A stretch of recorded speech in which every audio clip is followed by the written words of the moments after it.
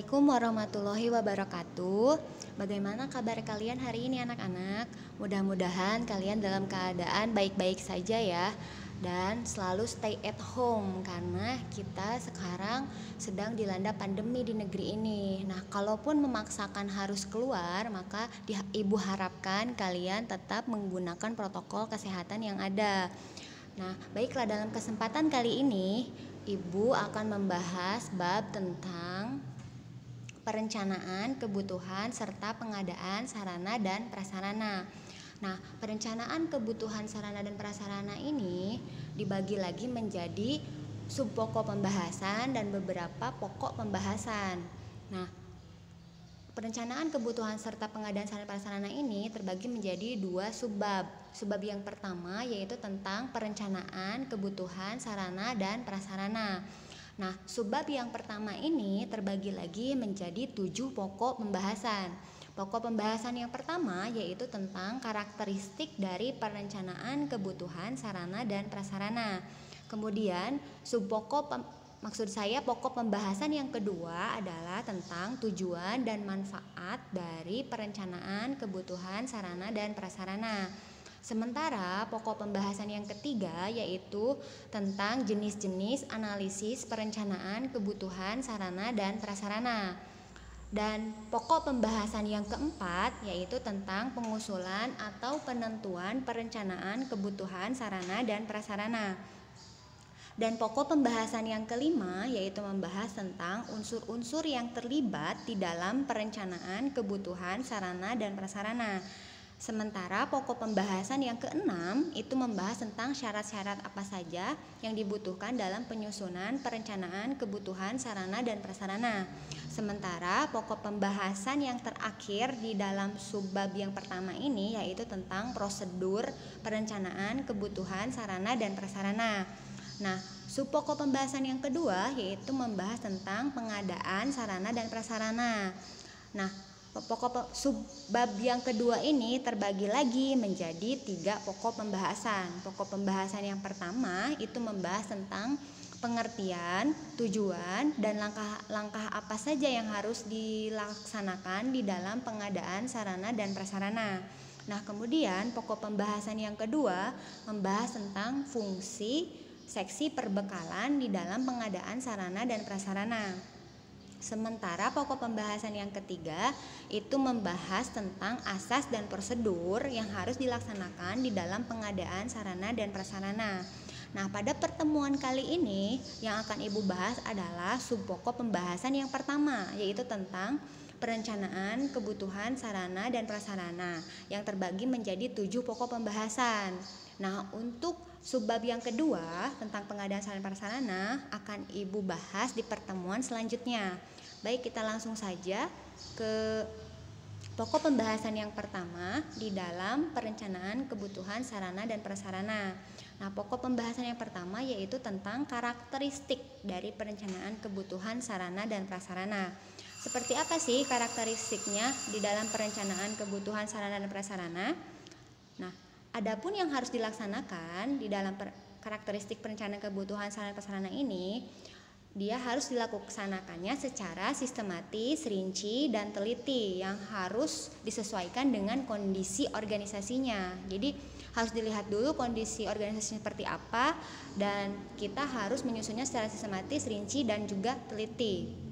Baik, kita langsung masuk ke pokok pembahasan yang kedua yaitu tentang tujuan dan manfaat dari perencanaan kebutuhan sarana dan prasarana.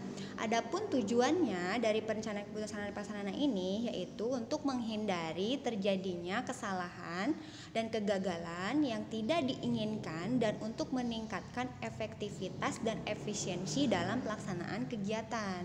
Jadi ketika tidak ada kesalahan ataupun kegagalan, maka akan terjadinya suatu efektivitas dan efisiensi dalam suatu kegiatan. Nah, selanjutnya yaitu manfaat dari perencanaan kebutuhan sarana dan prasarana.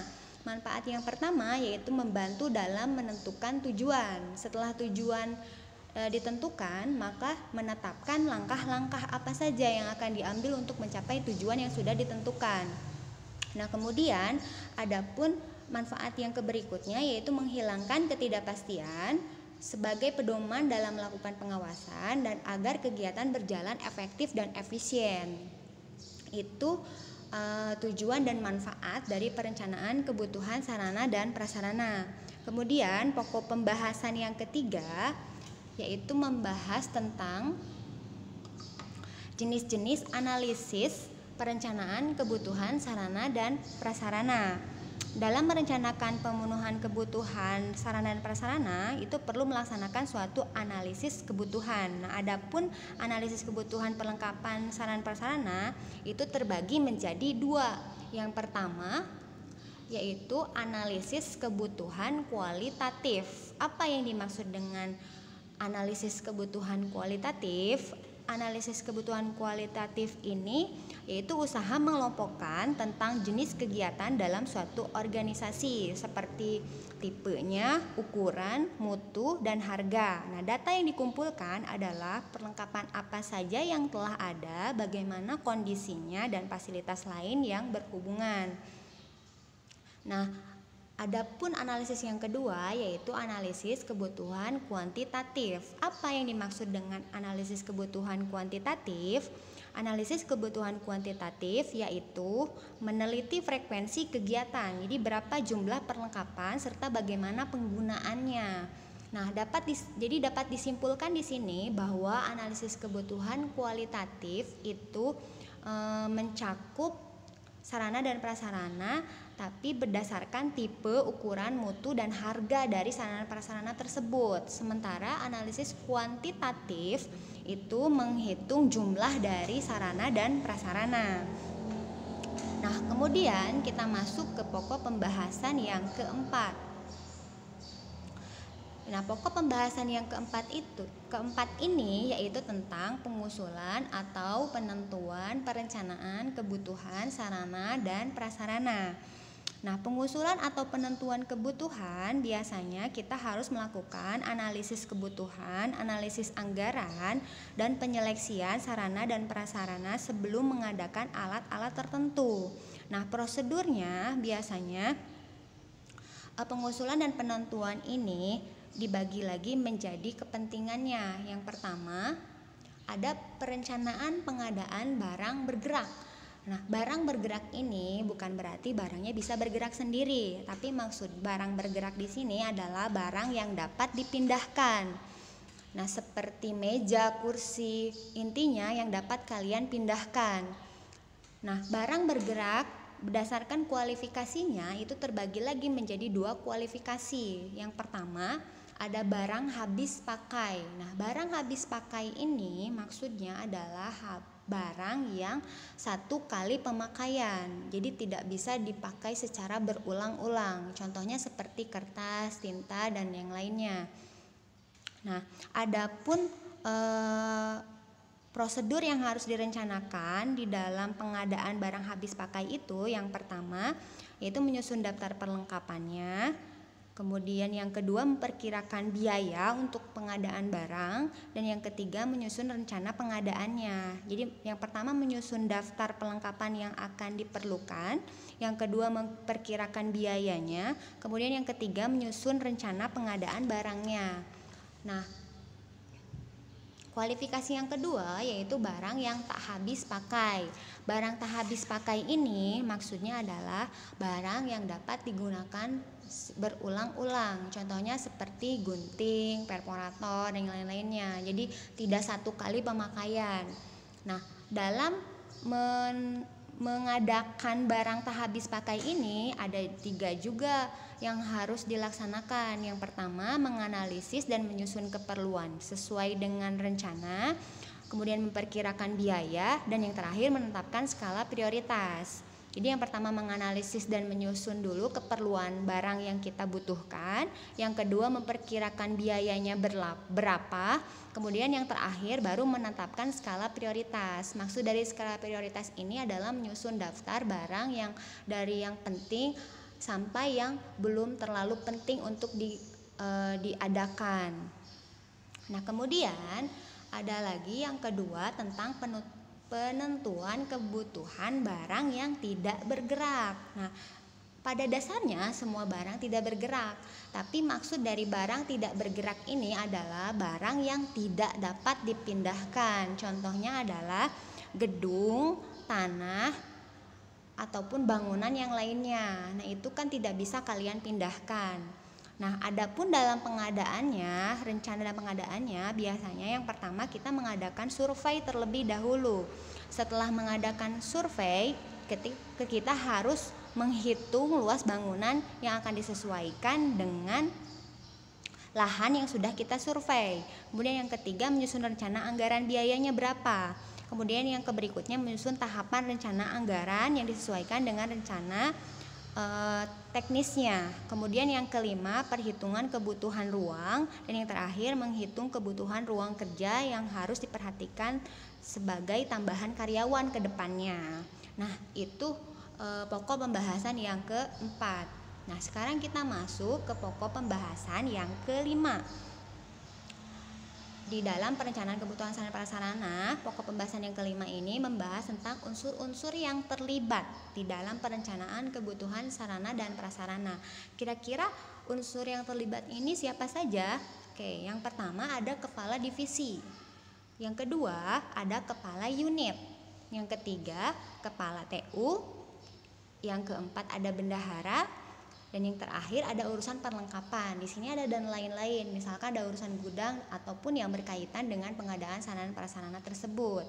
Nah, kemudian kita sekarang masuk ke pokok pembahasan yang keenam. Di dalam perencanaan kebutuhan sarana dan prasarana, pokok pembahasan yang keenam ini membahas tentang syarat-syarat penyusunan. Jadi dalam syarat-syarat penyusunan perencanaan kebutuhan sarana dan prasarana itu ada 3. Yang pertama yaitu harus meningkatkan kualitas pekerjaan. Jadi dengan adanya pengadaan sarana prasarana ini, kualitas pekerjaan dari karyawan itu harus meningkat. Kemudian yang ketiga harus jelas tipenya berapa, jelas harganya berapa, jelas jumlah yang diperlukannya berapa. Dan yang terakhir harus berdasarkan kesepakatan dan keputusan bersama dengan pihak-pihak yang terlibat. Pihak-pihak yang terlibat yang sudah kita bahas di dalam pokok pembahasan yang kelima tadi.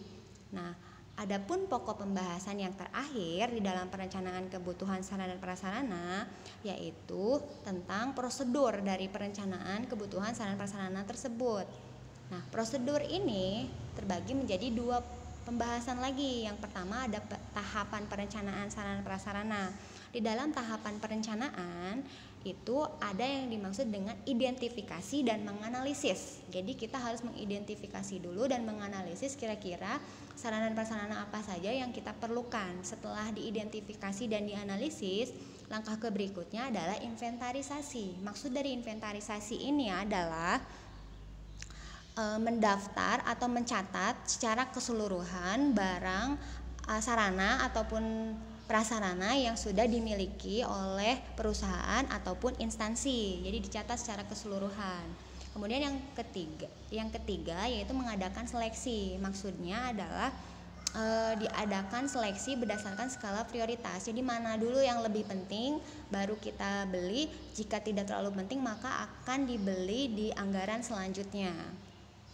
Nah, kemudian yang kedua, baru ada langkah-langkahnya di dalam prosedur perencanaan kebutuhan sarana prasarana. Ini pun terbagi menjadi 3. Yang pertama, menyusun daftar perlengkapan.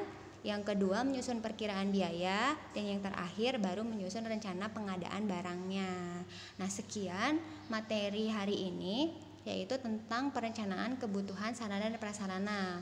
Maka kita akan bertemu lagi di minggu depan dengan subpokok pembahasan yang kedua yaitu tentang pengadaan sarana prasarana itu sendiri. Nah, mudah-mudahan kalian selalu dalam keadaan sehat dan selalu semangat di dalam proses pembelajaran secara daring ini. Oke, wassalamualaikum warahmatullahi wabarakatuh.